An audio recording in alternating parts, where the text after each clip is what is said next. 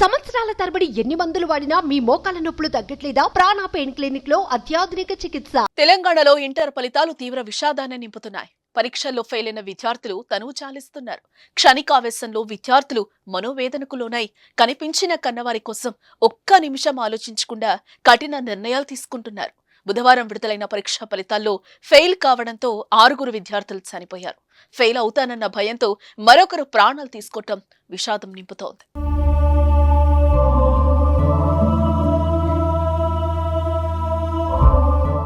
మంచిర్యాల జిల్లా తాండూరు మండలం అత్సలాపూర్ గ్రామానికి చెందిన మైదం సాత్విక్, నస్పూర్ పరిధిలోని దొరగారిపల్లెకు చెందిన ఘటిక తేజస్విని, ఖమ్మం జిల్లా ముదిగొండ గ్రామానికి చెందిన వైశాలి, మహబూబాబాద్ జిల్లా డోర్నకల్ మండలం చిల్కోడుకు చెందిన భార్గవి, హైదరాబాద్ నగరం హైదర్గూడ శివార్నగర్ కు చెందిన హరిణి ఇంటర్ పరీక్షల్లో తప్పడంతో చనిపోయారు. తీవ్ర మనస్తాపానికి గురైన వీరు ఉరేసుకుని ప్రాణాలు విడిచారు. మరో ఘటనలో మహబూబాబాద్ జిల్లా రెడ్యాలకు చెందిన అశ్విని వ్యవసాయ బావిలో దూకి ఈ లోకాన్ని విడిచింది.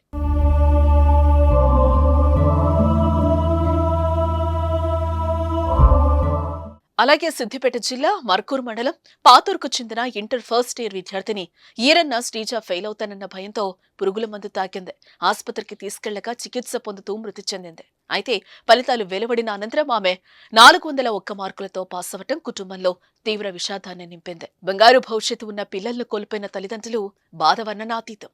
అల్లారు ముద్దుగా పెంచిన బిడ్డలు అర్ధాంతరంగా చనిపోవటాన్ని కన్నపేగులు జీర్ణించుకోలేకపోతున్నాయి. గుండె లవిసేలా రోధిస్తున్నారు. చదువు, మార్కుల ఒత్తిడి కారణంగానే విద్యార్థులు ఇలాంటి కఠిన నిర్ణయాలు తీసుకుంటున్నారనేది అక్షర సత్యం. పరీక్షల్లో తప్పగానే తల్లిదండ్రులు ఏమంటారో అనే భయంతో ఆందోళనకు గురవుతున్న స్టూడెంట్స్ చనిపోతున్నారు.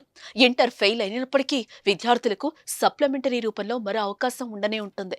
అది రాసి మళ్లీ పాస్ కావచ్చు. అంతేకాని ఇలా క్షణికావేశంలో ప్రాణాలు తీసుకోవటం అయితే ఎంతమాత్రం కరెక్ట్ కాదు. పిల్లల్లో ధైర్యం నింపాల్సిన బాధ్యత తల్లిదండ్రులు, ఇటు విద్యాసంస్థలదే.